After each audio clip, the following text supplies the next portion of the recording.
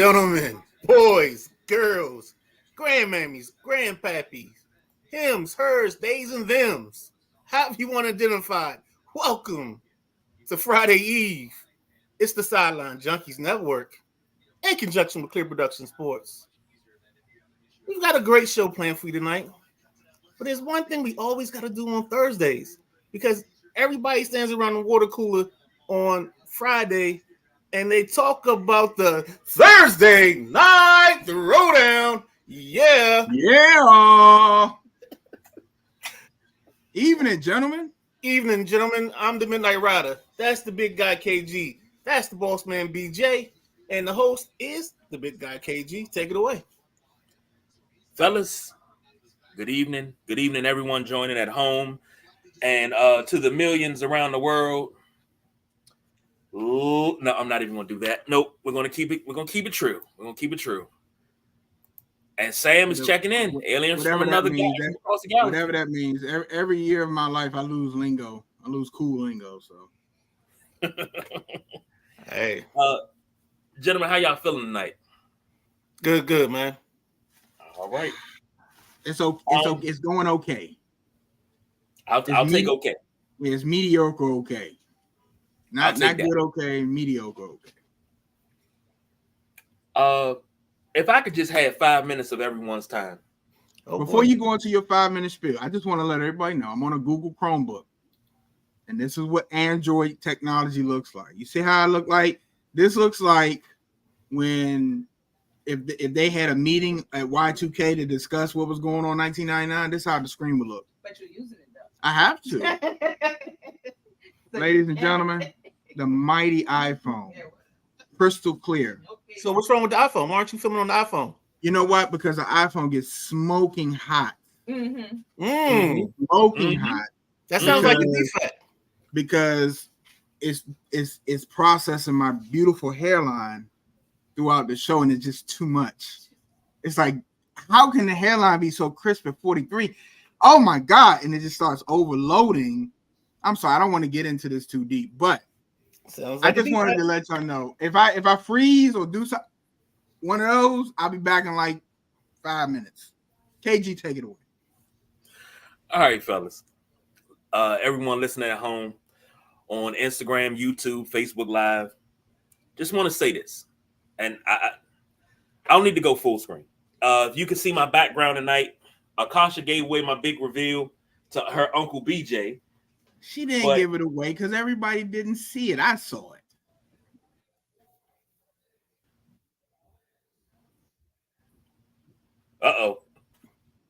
Uh-oh. Now okay. You talking about your Chrome. All right. You got zapped. I'm on an Apple. I'm on a MacBook. You ain't on no MacBook. Macadroid. That's what you.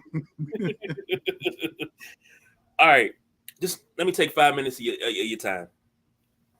My background tonight is one of the most beautiful pictures that was ever taken, and it's always a beautiful picture to see the DC skyline. For those of us that are at a certain age, you can hear this picture. You close your eyes and you hear Scott Jarrett's The Image of You, and you hear the Quiet Storm, the original Quiet Storm with Melvin Lindsay on WHUR. I say that to say this was brought to my attention a week late. The Midnight Rider told me I was a week late with it, but Devontae Adams had some things to say about DC because the team is bad, they're miserable, the city's a dump and things like that. So to one Devontae Adams, who is a excellent receiver, name another city that has its own sound. During the day, we have Go-Go. In the evenings, we have the Quiet Storm. Where did the Quiet Storm originate?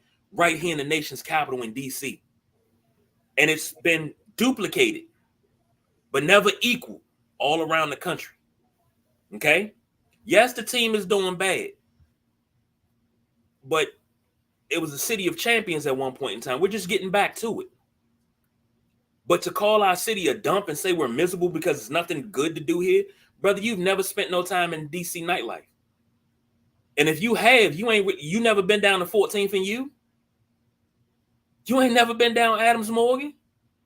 Like, if you feel that you can talk like that about DC, brother, I need you to come spend a weekend in the city with the Sideline Junkies. We'll show you what it's about. And I guarantee you'll never have an experience like it ever again, because you'll be like, damn, I did not know this. Of course you didn't. There's not too many cities in the world that have their own genre of music that was created here. We have our own lingo that was created here. When you hear people say Mo, Joe, Slim, all that came from DC, Slim. Don't ever say that we are a dump, we're miserable, because we're not. It's the most powerful city in the world, Slim. Don't ever get that twisted. But don't ever come for DC again, man. If you've never spent time in the city, you've never partied in the city for real, none of that fake stuff that y'all do where y'all standing in VIP and drink your Cristal or whatever the hell y'all drink these days. No, I'm talking about actually being a man of the people and walking around down Adams Morgan, getting you a jumbo slice before you go into the bookstore and go look at the original copy of the Interview with the Vampire by Anne Rice that was actually signed by Anne Rice. Unless you go down 14th and you do the bar crawl, you can cross over into Virginia and go have a little fun on Wilson Boulevard. But don't ever talk about DC being a miserable place if you've never partied here, if you've never been here to be immersed in the culture. Please don't ever disrespect a city like that again. And I'm done. Midnight Rider, you got anything to add to that? Because I'm from Maryland, so I just got that KG sometimes, man. I don't like the defender of the city, baby. I don't like when people talk about things that they don't know about. I can't tell you I don't like Las Vegas because Las Vegas is just a dusty, dirty city, and it's really not that great. And I can't tell you that because it's not true. I've never been immersed in Las Vegas. I've been to New York several times, and I think New York City, Manhattan, I think that is a beautiful place to be. Harlem, all of that. I think that's a beautiful place to be. I'll never dog those cities because guess what? Unless you're immersed in the culture, you can't dog those places like that. I'm immersed in the culture. You're not from here. Don't ever talk about our city like that. You're a visitor. You're an outsider. Appreciate what you came. Because in the blink of an eye, you could be leaving with a toe tag. Please stop. Can I blink and just talk from the other side of the fence? Does this man not have a right to voice his opinion? No, I'm not saying that, but you take subtle digs when it wasn't so subtle. You take a dig at a city that did nothing to you. Didn't he take a dig at a couple things? It wasn't just DC. Only place I heard him take a dig at was DC, because he was talking about they were on Hot Ones. He was taking a dig at DC. Why DC got to catch a stray? How much time have you spent here to even say things like that? Okay. Couple of comments, and just like Y2K, civilization can count on old technology. Not Android, Madison Square Garden, that the mecca of basketball. It's an aura around that building. That's not even the original, but it's an aura around that building. The South was an originated too, chopped and screwed, lean, sitting sideways, and also too short in the Bay. Yes, they have their own sound. Everything had every place you go. It's not too many cities. Now you got areas, but not too many cities have their own official music. DC does.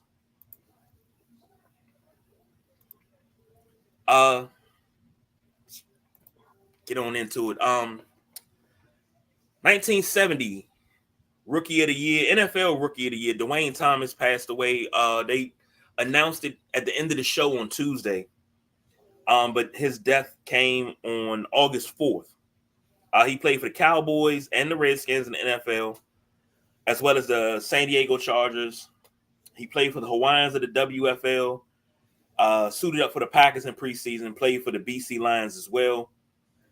Won a Super Bowl championship, Super Bowl 6 with the Dallas Cowboys. Should have been the MVP of that game, but because he didn't have a great relationship with the media, they decided to go with Roger Staubach because they thought he wasn't going to talk. Some described him, Bob Lilly, Mr. Cowboy himself, described him as a younger version of Jim Brown. So I'm not sure if you gentlemen are familiar with Dwayne Thomas, but any thoughts? I don't have much on it. I remember the Super Bowl 6 because I've watched the flashbacks or the Super Bowl rundown. So I've seen him play.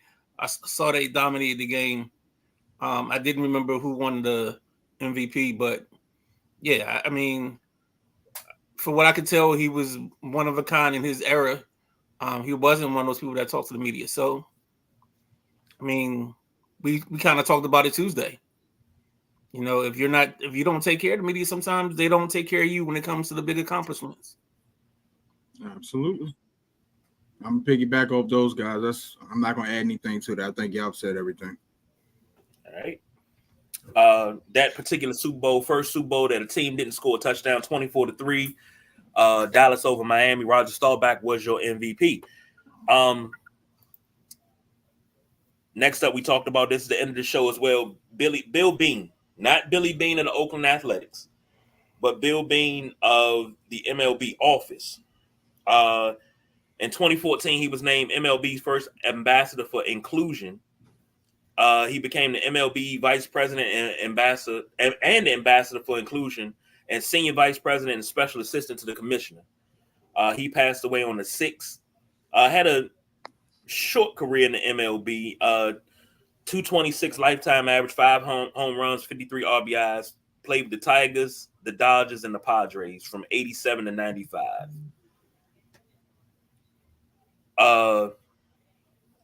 Midnight Ride, I know you're a baseball aficionado. I can't lie to you. At first, I was thinking the reason I even said that comment to you about the Oakland A's guys because I kept hearing people try to make that correlation. I was like, it doesn't make sense, the time frame, the teams he played for, because I remember being drafted by the Mets. So I had to do some research. Found out who this guy was. We just looked up a couple of things, and it's kind of ironic that two guys with the same name kind of had the same path to management. Drafted players, similar in the fact that they were supposed to be 5 tool or the next best thing, and both of them kind of flamed out, hitting about 200, and that's when hitting 200 was a death sentence. Now you hit 200 and you hit 35 home runs, you might get a big contract. So, I mean, look at guys like Joey Gallo staying around the league, hitting 215, 199, but getting 35 home runs. So, different era, baby.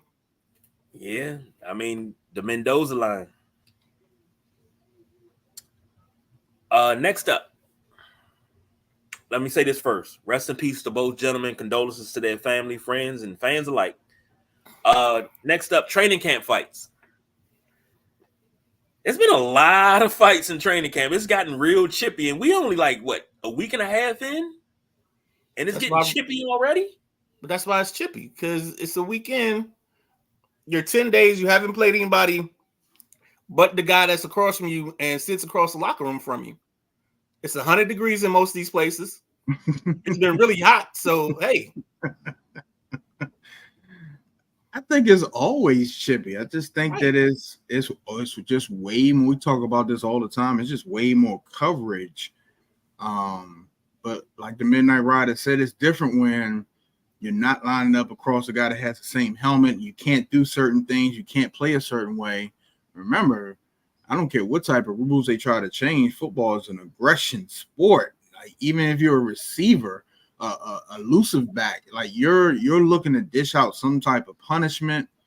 And when you can kind of take the training wheels off and go against another team, everybody wants to embarrass somebody. These guys already know in the back of their head that they're a clip away from being the highlight of the week or the highlight of the week, one or the other. So, yeah, hey, I love it. I remember a point in time, you would get a fight here and there. I remember James Washington came over from the Cowboys, and first play of training camp, Brian Mitchell ran a play that ran right into him, and he stopped mid-play and punched him in the mouth. Just because he didn't like him. He's like, we friends now, but he was like, I had to let him know, hey, you're a Cowboy. And he was like, nah, he punched him in the mouth. I remember, of course, we talk about training camp. We remember Michael Westbrook beating the holy hell out of Stephen Davis. That was Wasn't Davis on crutches? No. I thought he had crutches. Nope. He got the shit beat out of him. But they came to an understanding after that. But you had Malik Neighbors. I think, did he catch that pass? And he ran past the DB and he tapped him on the head, or he smacked him, and then they started throwing hands. The dude Kirby from the Lions, he's a cheap shot artist. So whatever piece, 2-piece, 3-piece, whatever he got hit with, he deserved. Then we take it down a level and you go to college football. They had a Myles Garrett situation at Appalachian State. Defensive player pulled the offensive lineman's helmet off and beat him with it. Like, that's never acceptable. He should be expelled from school. Expelled in jail.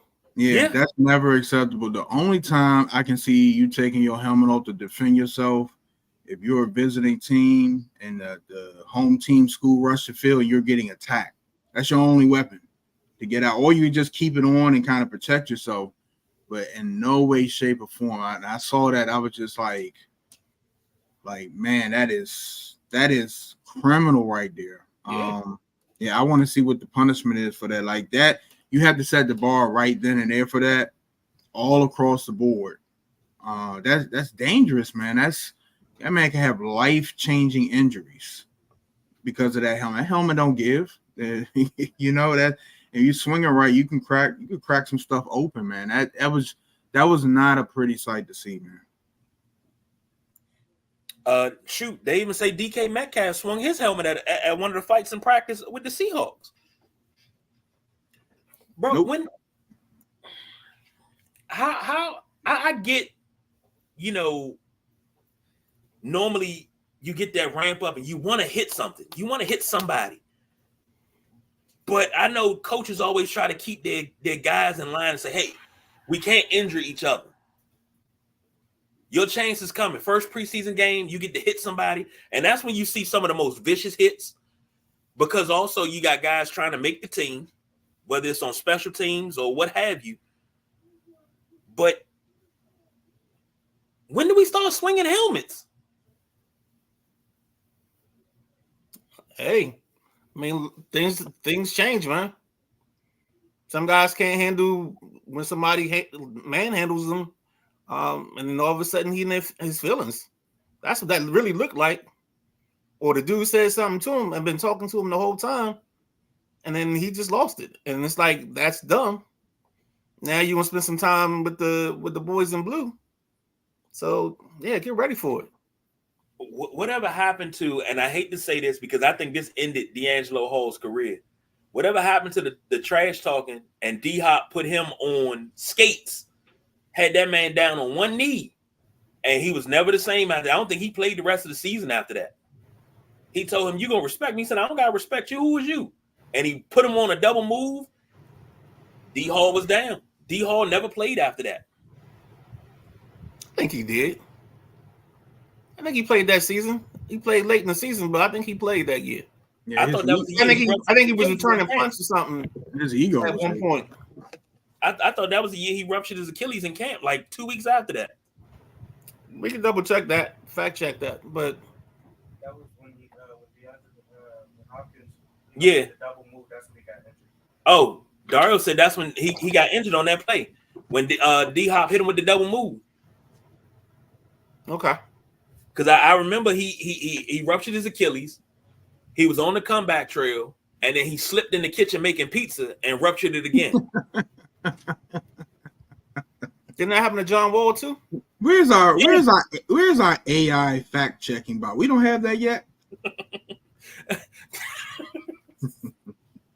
We don't need that. James checking in. He said Channel 9 showed that Stephen Davis kept telling Westbrook that his hands were better, and he beat Davis' ass.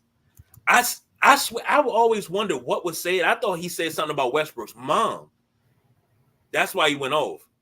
But either way, he got his ass beat. Westbrook had that energy on the field. Yeah. After that, Daniel Snyder blocked Channel 9 from being able to replay Redskin highlights. Petty King.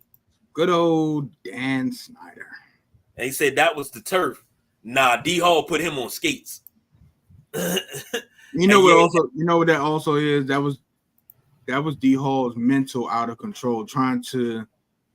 I think if he was level headed and not in that state, he would have played better. Like, you know, I think he was just trying too hard to stay with D Hop, and he just bit too hard.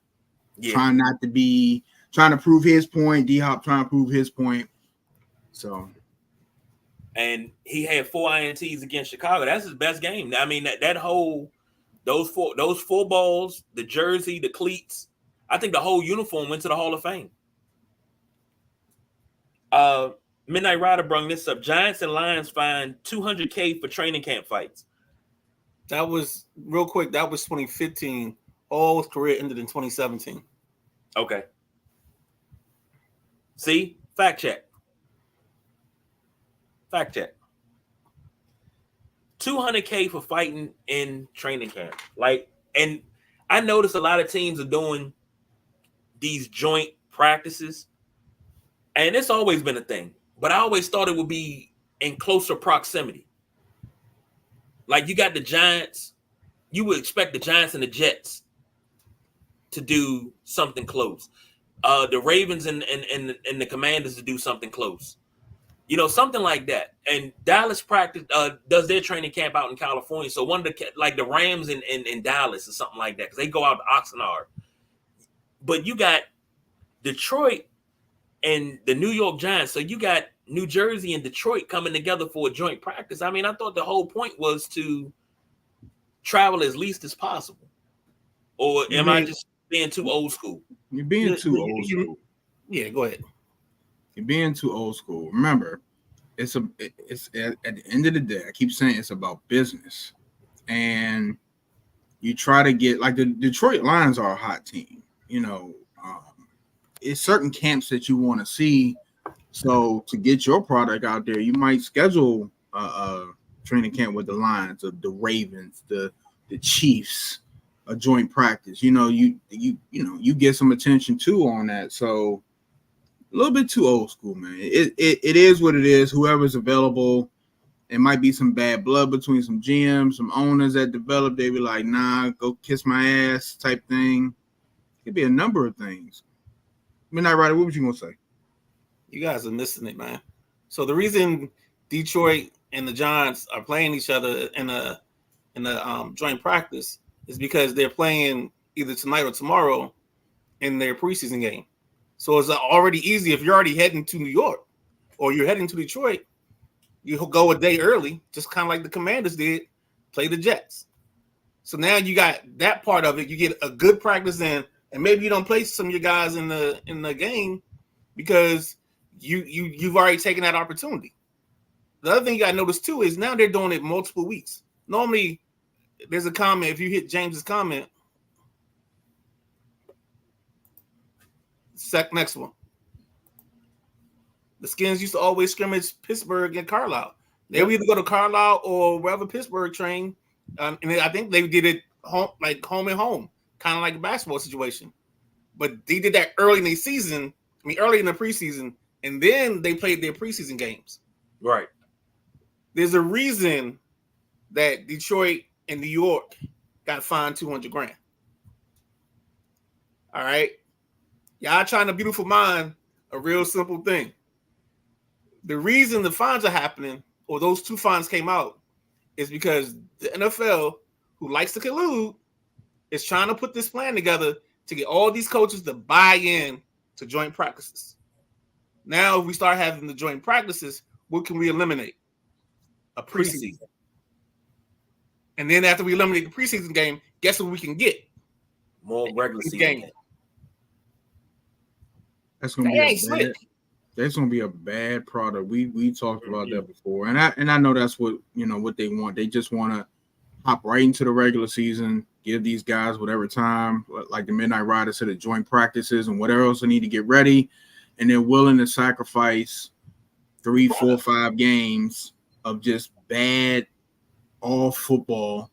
And it's not going to be every team. Some teams you're going to get the really good organizations like the Chiefs and the Ravens that figure out how to maximize the new way of doing things, and they're going to come out week 1, maybe about week 2. You're like, that's the Chiefs right there. They're rolling. And then you're going to have your bad franchises that in week 8, they still trying to figure out what offense they run and who's starting at, who's a second back, and they still trying to figure out who's a nickel corner. It's the way of the world. And in the NFL, it's business first, baby. It's all about the shield. See, I don't, and this is not me being old school. This is not me being stuck in time.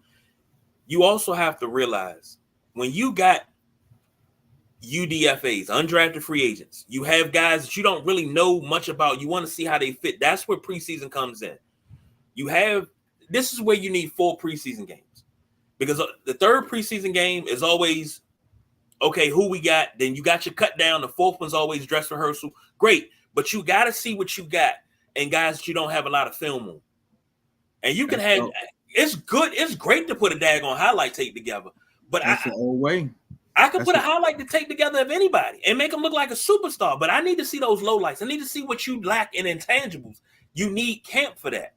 And that it might take a couple of years, but the players are going to conform to this.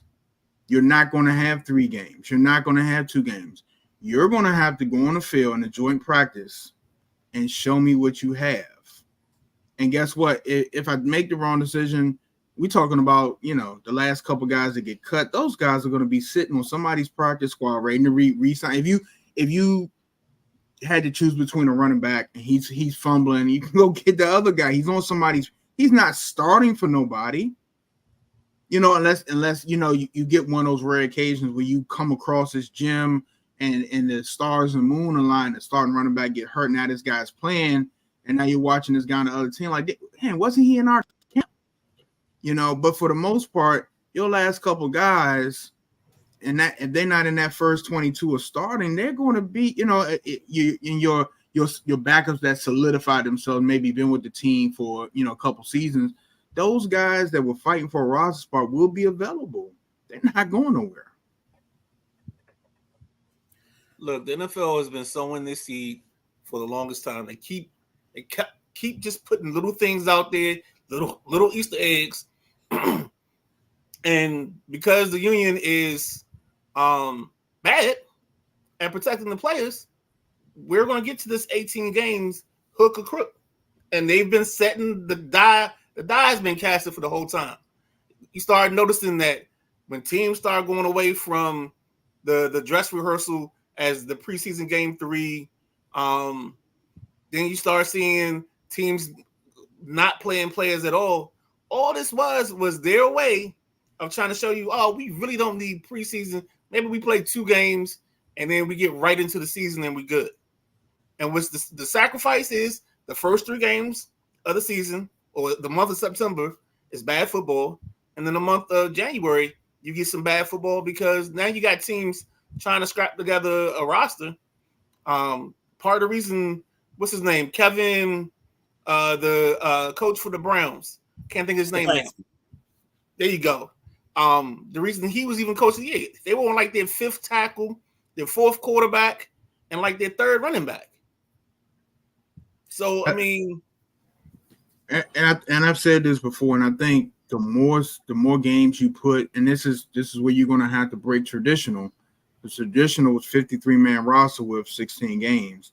You're going to have to increase the roster size. It's just, and they go James King, 60-man roster. You're going to have to 61, 63. You're going to have to give them extra people because I just don't see it. You're going to have teams. If this, you go to 18 games, you're going to have teams that may have asterisks because they're going to go through the playoffs and not Lamar's going to be hurt. Josh Allen's going to be hurt. And you're going to run through, you're going to get a Kansas City team that's missing somebody because it's just a long, grueling schedule. You're not playing these teams at full power. And, like I always say, you got to play who's in front of you. But that's going to be an issue. And you need depth so that you can run a rotation. You're going to have a rotation. You're going to have to play. I think you're going to go from the old guard of seeing your offensive line play the whole game to maybe them playing 90% of the game or 85% of the game, where you get a guy, you get the backup guard and center come in left tackle to give these guys a breather. And same thing on defense. You already see the defensive line rotating in and out on some teams. You play just imagine if you're in the AFC West, you got the Chiefs, you got the Chargers, you got the Raiders. All these teams want to pass the ball. You need 6 or 7 cornerbacks, right? Because these teams are running 3-4 wide. You need a linebacker that's damn near safety build that has speed to keep up with like Travis Kelce. So you need depth at these positions, and this is where it's going to get interesting because you're going to build your team to compete with the Chiefs, and then you're going to run into Baltimore that want to run the ball. And you're not your team isn't stacked for that. Your team is for the pass. And if you get these coaches like Andy Reid that know this, like you're not built to play us. We are going to expose you, and that's where the good coaching, the good GMs come in. Where you're gonna start having to get these hybrid guys that can do a little bit of both, a little bit of everything. The utility, you got it. You've already gotten it. When even more than what it is now. I think it's going to have to be even more than what it is now. But when does it ever be about safety anymore? Because remember, that was the whole thing. We got to worry about concussions. We got to worry about this. But you're talking about we went to 17 games. After, being at 16 games is what, 74, 73, 74? We go to 17 games. But we're not talking about safety anymore because you're talking about more wear and tear. You're talking about changing the rules. Well, we had to change the rules for practice squad during COVID. But now you can sign pretty much anybody to your practice squad. It don't matter what their time served in the league is. So you can sign anybody to practice squad. And then you can, it's just, talking about safety. They ain't they going to let them wear the helmet caps during the games? There you go. Bang, baby. But when, okay. Knee replacements. Change the kickoff. We changed the kickoff. Knee replacements on the sideline. We got you. Extra long needles. This what this starting to sound like? If anybody's ever played Blitz the League, I had my quarterback break his back, and I had to line it up just right so I could hit it, and they could snap his back into place so he can keep playing. You had to do a backiotomy on the sideline? I had to do a backiotomy on the field just so we can keep the drive going. That's what it sounds like. It's like, yeah, he's fine. Just pump him full of painkillers. Just let's go. The more they play, the crazier they play. Let's go. No, the theory is that we take some of the contact out of the ball game, thus the hip tackle and all that stuff. You're legislating out of the big hits out. Okay, give them the cushion helmet. I mean, the only thing I think they really should do, and I've said this for as long as I've been doing shows, Thursday night you got to expand rosters on Thursday nights. You just got to. I mean, and especially if you're paying Wednesday night, because like this year, the only day we don't have a game is on Tuesday. We got a Wednesday special. We got a Thursday. We got a Friday for Black Friday and Brazil. And then you got Saturdays that you do at the end of the year. And then you got Sundays. Thursday night football has been an injustice on TV for quite some time. And it I don't know what to do with that. Like, I mean, the Midnight Rider said expand the roster. Something has to be done, because that right there, you get a team coming off a Sunday, no rest, and then you got some of the worst football, and the league just like, put it out there, baby, push it. Have you changed the channel? Have I changed the channel to what? To something else. I have. Oh, I don't watch it. I don't watch Thursday night football. It's that bad for me. I refuse to even engage in that. That's horrible football. And then the teams that be playing sometimes, nobody wants to see the Panthers and the Browns play. I love football.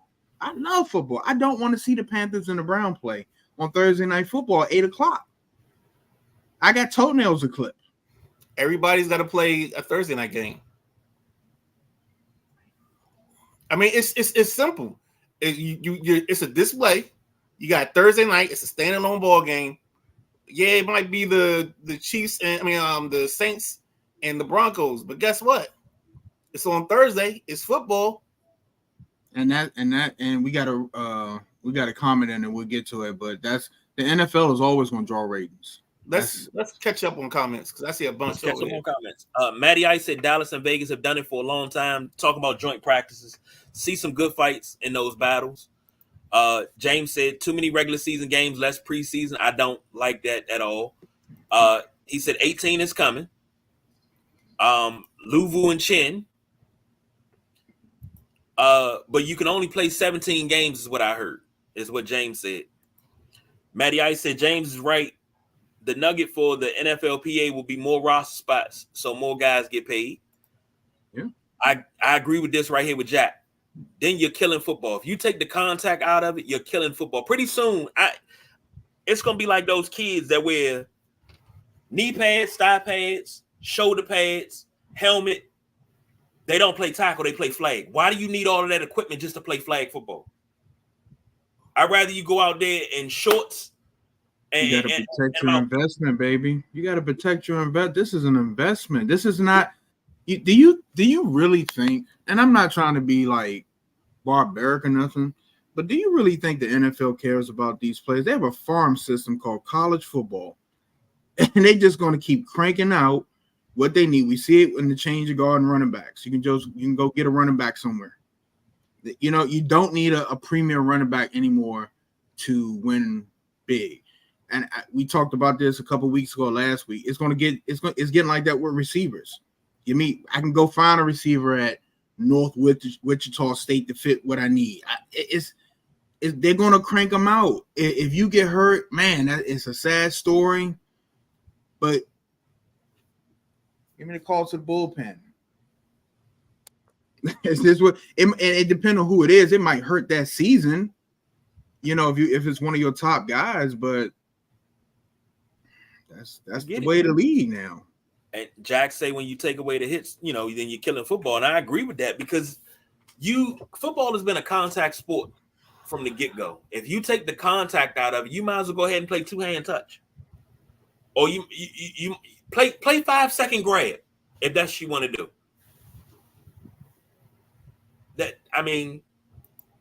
James says the ratings don't say so. The Thursday night games are so bad. I think I stayed up in the last 2 years. If Washington's playing, I'll stay up. But other than that, I'm gone to bed. The Sunday night games are the games that I actually love. I love the Sunday night games. The Monday night games, so. But the Sunday night games where I live in those. The problem with the Sunday night games is just staying up, especially if you got to get up for work the next morning. Yeah. You need an energy drink just for the Sunday night game. Well, that's why I always take a nap during the 4:00 game so I can stay up for the Sunday night game. Man, you are not the only one that take a nap during the 4. That's 80% of America. You watch that 1:00 game, and you get to about the end of the first quarter on the 4:00 game, and all of a sudden you wake up and they coming out the tunnel for halftime.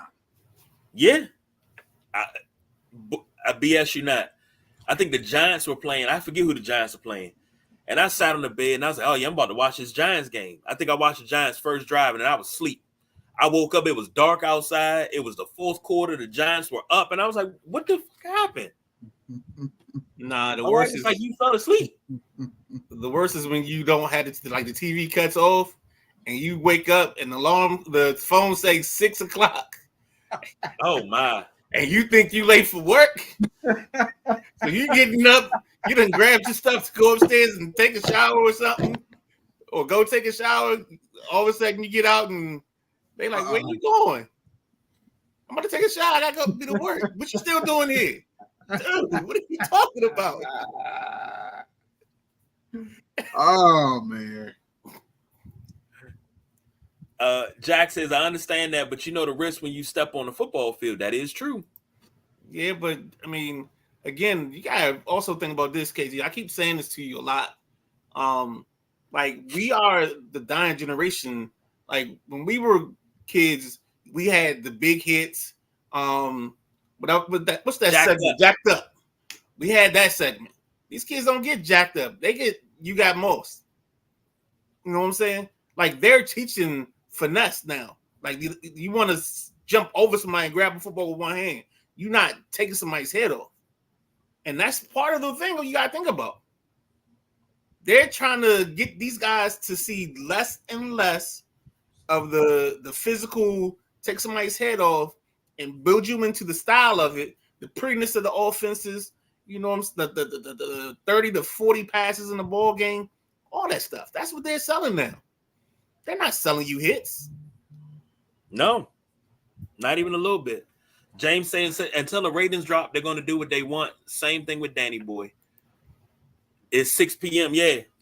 You'll fall asleep during a 4 o'clock game and wake up 6 p.m. and think it's time to go to work. Because especially in the fall when the time went back, oh man, you all screwed. Because it get dark around about 4:30.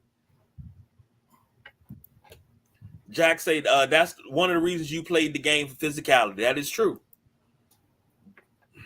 The last part of that segment was brought to you by Metamucil, Preparation H, and Icy Hot. Yeah. Gentlemen, I hate being that guy, man. I really do. Your football's changing, kid. Yeah. Football's changing. You got to get on board with it. This is what it is now. Hopefully we don't live long enough to see the robots out there playing. Yeah. I mean, I don't want this. I don't want to see the game, and this is true. I don't want to see the game I love turn into something that I loathe. That I don't want to see that. I don't want to see the game get so. I don't want to say that word. I don't want to say that word. I don't want to see the game get so soft. I want to say a couple of other words, but I don't want to see the game get so soft that we lose. Huh? It's been soft. Nah, I mean softer than what it is now. You know, I mean, I'm not saying I would love to see a defensive end or a linebacker come off the edge and earhole every quarterback and no.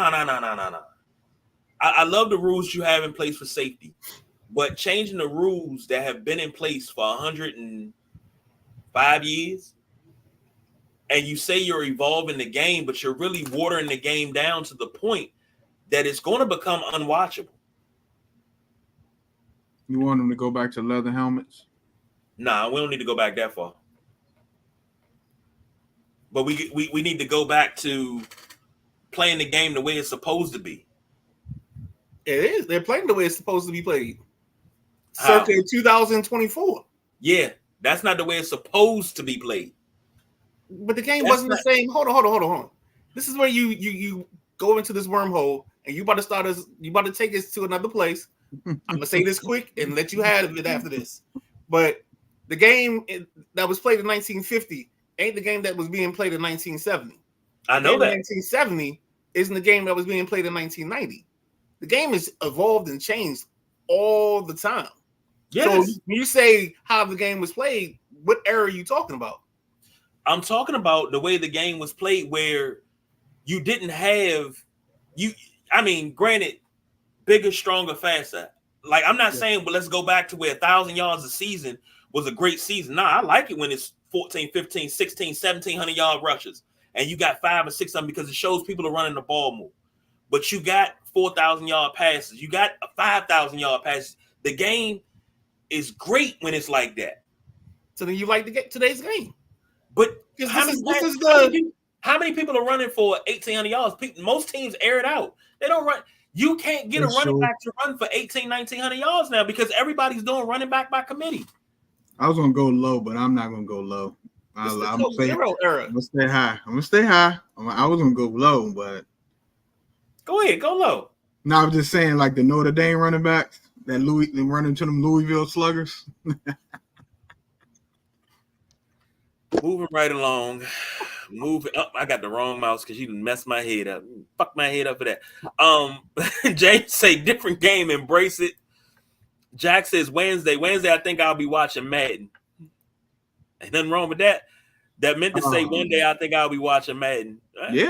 Yeah, you will. People are already doing it. Yeah.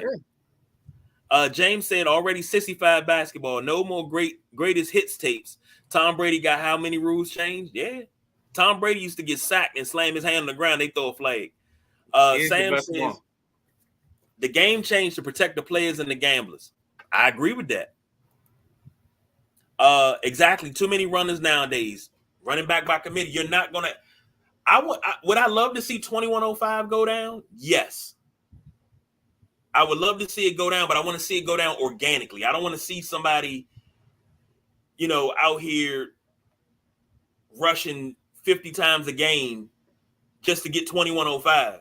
And you got 700 carries in a season. Like, nah, organically. But nobody's going to do that. No, because nobody. Name how many premier running backs do you have in the NFL right now? When I say premier, I'm talking about their 3 down backs. How many do you have in the NFL right now? Maybe 3? Why are you even bringing that up? Why we know the running back is not a premier position no more. Why are you even doing this? Okay. Why are you doing this, baby? Leave it alone. You might see a change of guard. I don't think that record's going out anytime. So you might see a change of guard. Maybe another 20-year cycle where you might run the ball again. But right now, people love the Chiefs. People love the Bills, the Bengals, the Ravens. They want to see electric football. They don't want to see you ground and pound, burn the clock, 50 gut, 70 gut, sweet talls, Maryland. They don't want to see those. They don't want to see, I can't remember his name. But they don't want to see that. Would a run? The quarterback got a $120. Both running backs got a $120. Everything's accounted for on the ground. 6 tight ends on the field. Nobody wants to see that no more. That's not what people want to see. They want to see the kid that just got drafted for the Chiefs fly on a fly route, burning somebody down a hatch. They want to see Tyreek Hill put up the deuces because he's burning the team, and now he's trotting down to 70%. Nobody can catch him. That's what they want to see. They want to see a back out the backfield, be a part of the passing game. If you can run the ball, that's a plus. But that's just not how it is anymore. You name me a running team in this league that's even in contention for a Super Bowl. You name me a running team. Name me a team that runs the ball first. The closest you got is Baltimore. Baltimore and San Francisco probably. San Francisco. Two run heavy teams. But even when San Francisco, McCaffrey's a receiving back too. Right. So he's not just, and then Baltimore, the majority of Baltimore come from Lamar Jackson. He's a quarterback. So you don't have your premier rushers anymore. And that's why, everybody gives the Giants shit about kind of going back and forth for Saquon. You can't pay 2 people. They already paid Daniel Jones, but you can't pay a running back that. You know what you do? You go draft another running back from Penn State. I'm not even trying to be funny.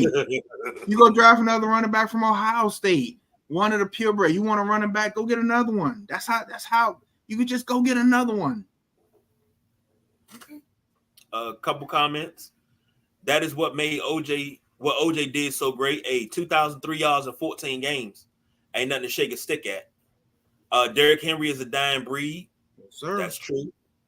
I think you have to have a running back to win a championship, or a good running back, or good running backs. And everybody does running back by committee. So you got to have at least a good trio. Yeah, but all they have to do is be C+ running backs. If you got 2 C+ or maybe 3, and they each do something different. If you got one that can kind of do the maybe take the load and do receiving, you got a power back, and then you got one that can kind of do all 3. Like, you're winning. You don't need you don't need a B back. If you got a B back, you good. You lucked up on it to add to your passing game. But then that guy's going to get frustrated because a B back wants the ball. He wants to run the ball.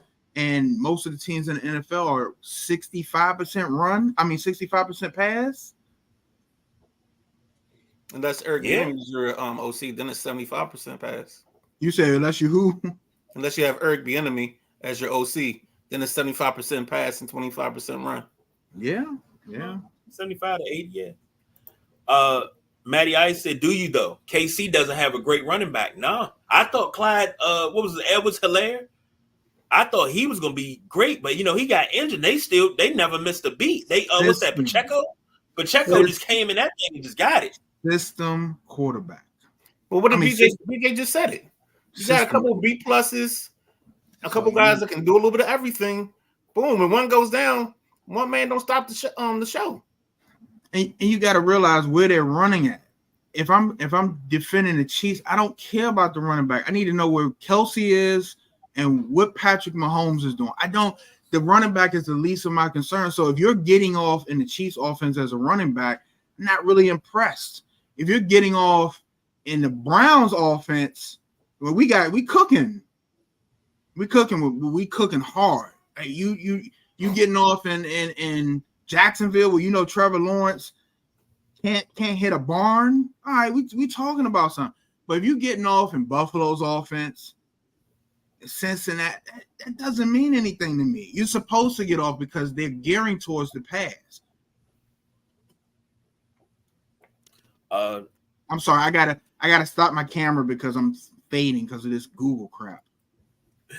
Sam says, shout out to the Juice. Just get Zeke. That's all Dallas did in the offseason. Well, get Zeke. Make sure he got one of them big Motel 6 tiles because we'll leave the light on for you. He'll be all right. Exactly. Running backs is what Jack said, and James said Chubbs. Nick Chubb. Yeah, that's it. He coming back this season. You trying to? Olympic update because we gotta roll through this.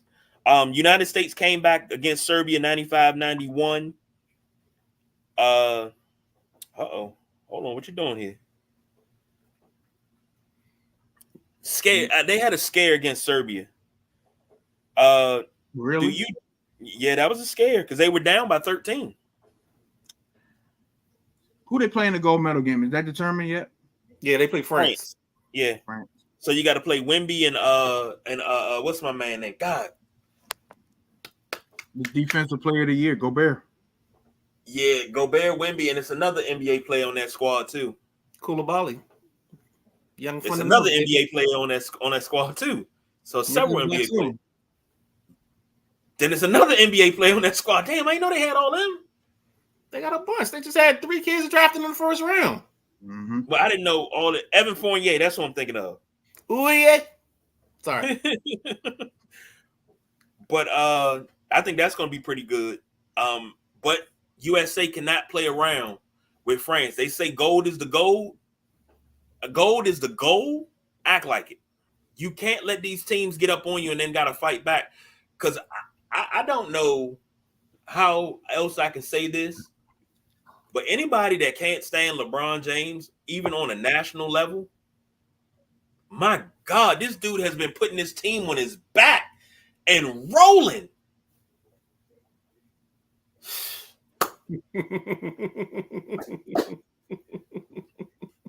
That's all I'm gonna say. I mean, this dude damn near 175 years old, still doing it. Jack, yeah, Evan Fournier. That's what I was thinking of. Right. Matty Ice said my reverse jinx hasn't been working well, and thought I lost my mojo. Took 3 posts to get the U.S. men's team going. See, yeah.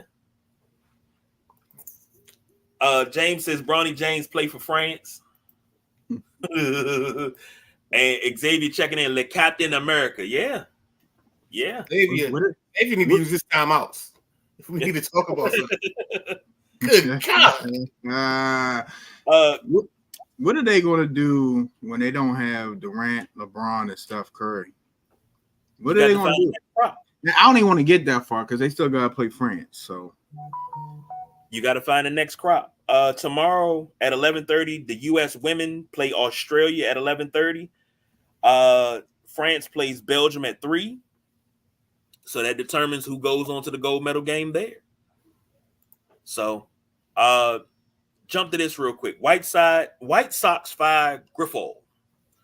I'm gonna get this to the Midnight Rider because this right here, how long does it take for somebody to get fired? They haven't won a game since June, if I'm not mistaken. OKG. See, there's a reason I have so much glee in my heart right now. I said this 4 years ago. The White Sox were an up-and-coming team. They had a bunch of young guys coming up. The White Sox were managed by, what's the name of the guy that I put in the thing? It's like Renteria? Renteria? Yep, they were managed by Renteria. Renteria had eaten, in the course of those 3 years, he had eaten like 190 and like 83 losses back-to-back years. They decide around 2019, 2020, since we're right there at the apex, we're going to get La Russa. And I told people then, La Russa is going to be the biggest mistake that they ever make because you can't manage teams the way La Russa does because he doesn't have a personality. You can get away with it with Dusty Baker because Dusty Baker's a man of the people. La Russa's going to turn people off and mess things up. And what did he do? He turned around and messed up the ball club. A team that was supposed to be on the ascent is now quickly plummeting to the face of the earth. They can't draft in the top 10 because of the MLB's stupid draft lottery rule because they just drafted high this year. It's a beautiful mess.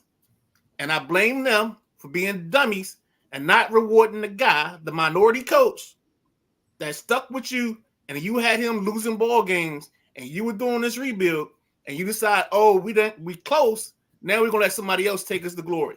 So they get what they deserve. And I feel bad for this guy, Griffo. I feel bad for him because he's at the bottom point. He is the end of whatever they were trying to build. They traded away Eloy Jimenez. They traded away Michael Kopech.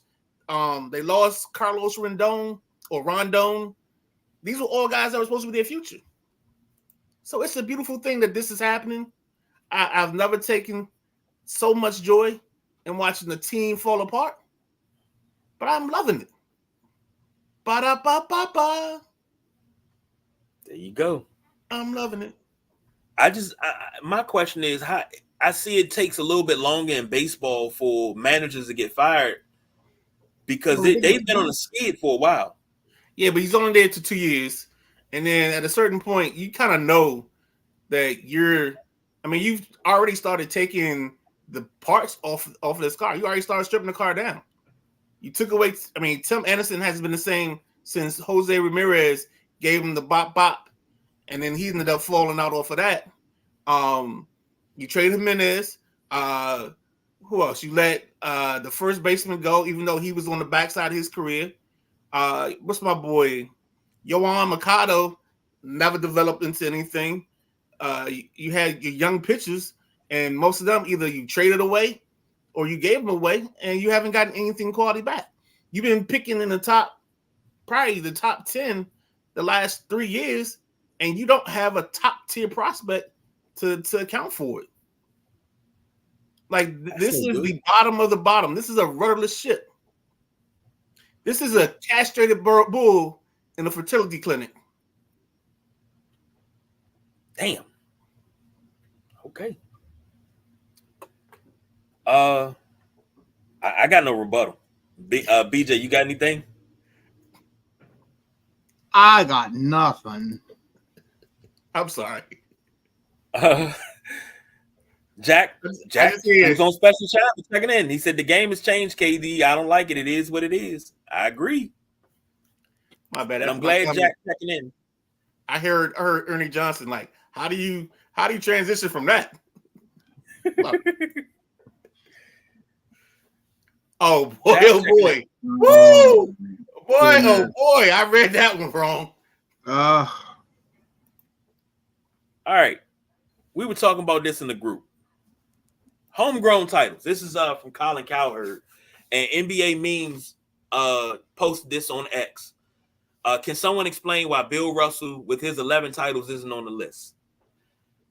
Here's the thing.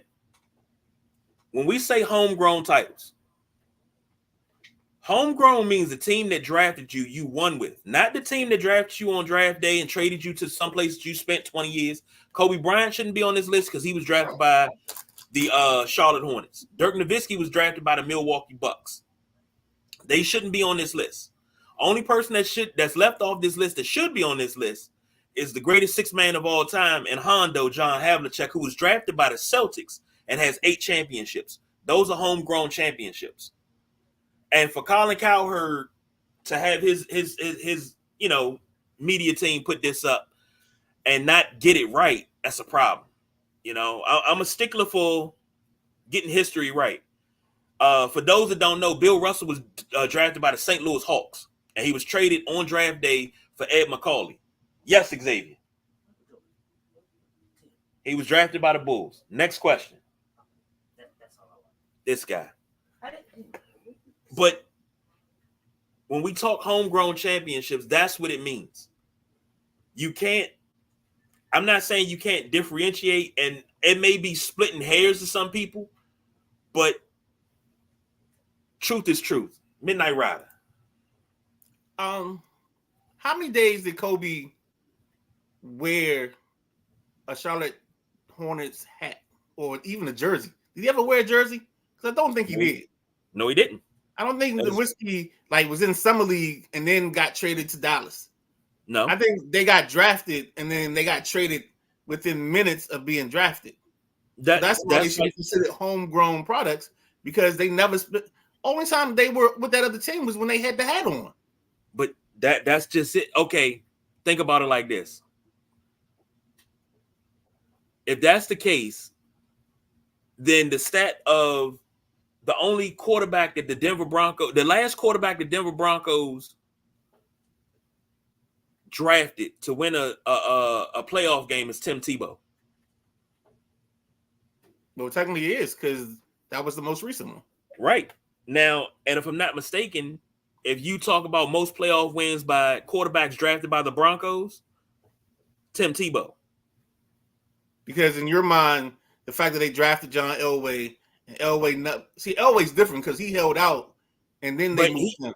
The difference is this was draft night minutes, like literally, like the ink wasn't dry on them putting, or the little placard with Kobe's name on it wasn't even hung up right until this move happened. That's the part I don't get. But what about the teams that are drafting for another team behind them? They already got a trade, and you're just drafting. Like you drafting a number 3 for 7, y'all already got a deal worked out because you're giving them next year's first. I kind of agree with the Midnight Rider. Ink isn't dry. The draft isn't complete. But when it goes down in history and you say who was Vince Carter drafted by? So Pippen isn't on this list because Pippen was not drafted by the Bulls. He was drafted by the Seattle Supersonics and traded for Olden Polynice. Who was Vince Carter drafted by? On draft day, right? On draft day. Who was Vince Carter drafted by? Whoever took Antoine Jameson, I think. The Golden State Warriors. Antoine Jameson was drafted by the Toronto Raptors. They did the ceremonial hat switch on the stage that same night. So is that homegrown? No, that's not homegrown. Vince Carter is he's not a Toronto Raptors draft pick. He is a Golden State Warriors draft pick. Man, you are killing semantics today, brother. How is it killing some? Jesus Christ! It's not hard. Who drafted you? That's it. Okay, KG. I'm gonna put. You know what I'm gonna do? I'm gonna put this right up there with the Trans Am with the T top. I'm gonna put with the flat screen. I mean, with the big screen TV with the floor model and the VCR.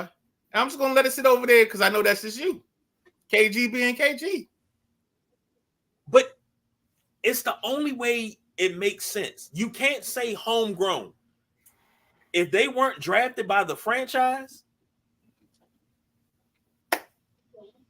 they're not a draft. Homegrown means you were drafted by the franchise and you won championships with the franchise that drafted you. That's the point of homegrown. I thought the point of homegrown was that's the only team you've ever played for. Did that team plant the seed? Is that the team that brung you into the league? Because Charlotte brung Kobe into the league. They planted the seed. The Lakers cultivated it. It's a difference. I ain't. Yeah. You got it. You know what? I'm gonna agree to disagree with you. Jeez. I don't want you to agree to disagree. I want you to see that I'm right and you're wrong. That's cute. That was funny.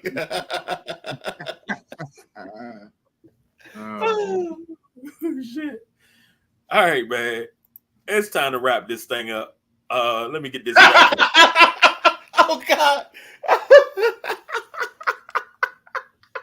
Samar, please. Oh my God. Oh my. I'll leave you alone. Where we at? Sam Mars comment. Okay. I think you had the Jack card, then you go to Yeah. He said KG sounded like Jack when he read Jack's comment. Hey, I tried to do my best impersonation. KG makes good points about homegrown, but talk about who planted the seed is exciting. I mean, we talking home. We talking. So okay, wait, time out. So we talk about who planted the seed. We ain't gonna talk about BJ. Talk about who carrying the load. Come on now. we just gonna run past that part. Mine slipped through the cracks. Ain't nobody say nothing when it happened. So. I caught it. I just didn't. I let you go. You did what?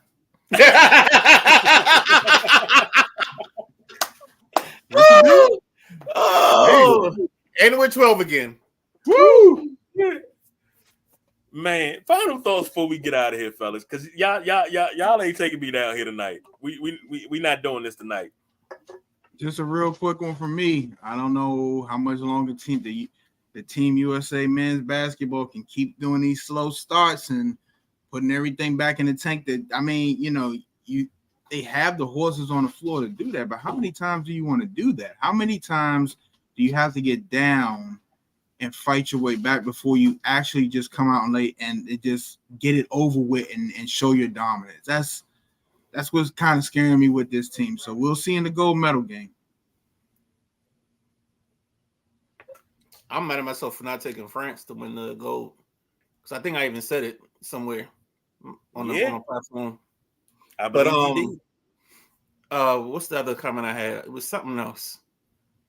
You know what? I'll just save it for Sunday. All right. We'll be back. Well, us three. Oh no, this is what I wanted to say. Yo, shout out to you guys for all the access y'all have given me to the College Football 25 League. I'm still working on the infrastructure, trying to make that work, but we can put it on. I think we gotta use Boxcast or something. KG, we might have to talk post show. But like just watching the different styles, the different coaches, it's just it's fun, man. It's kind of been must see TV. Definitely having fun in it. Yesterday wasn't too fun. I got yelled at by my wife after yesterday's game. Let me just say that.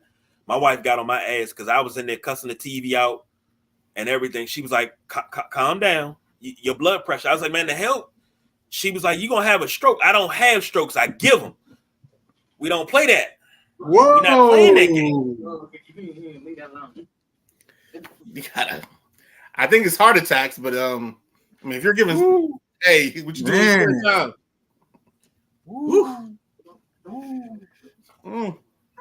And I we're believe for the rest of the season, I got to walk into games and I have to destroy teams and leave them on the side of the road with their guts hanging out. That's what I have to do from now on. So you're just going. You're just gonna keep going with this. I see. yeah. We're just hopping on the highway. Let's get to Jack's comment and then get out of here. You got it. Jack says, passing game is so dominant now. There will never be anyone to break the single season rushing record. Never be broke. Just like in today's baseball, Ripken's Iron Man record would never be broke. Yeah, because you got people that want to sit down and I just want to take a day off. I need a mental day.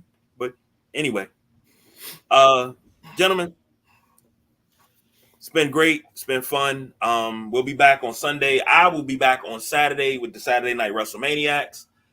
To everybody that commented and watched, thank you for chilling with our shenanigans. And I told my wife that I was going to do this because I try to incorporate it into every show because it's funny.